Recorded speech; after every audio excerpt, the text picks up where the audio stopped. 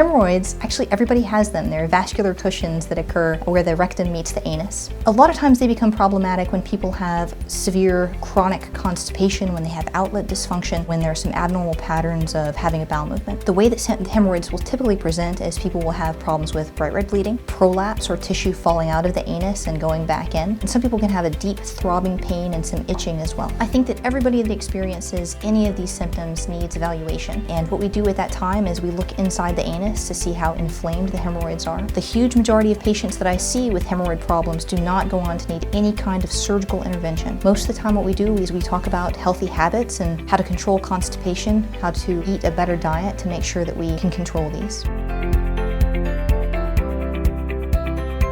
We have a few options. We can do office-based procedures versus procedures in the operating room. In the operating room, we call it hemorrhoidectomy, or removal of the hemorrhoid columns that are inflamed. In general, it's an outpatient surgery. It is something that people tolerate pretty well, although I tell people it is an extremely painful surgery, and there is nothing in the world that we can do to improve that besides making sure that we control their constipation perioperatively. The most important thing to remember is not to spend a lot of time in the bathroom. Make sure not to get constipated, and so eating a lot of fiber and taking a fiber supplement is important. And then also just to make sure that you see your provider if you're concerned that you may have hemorrhoids.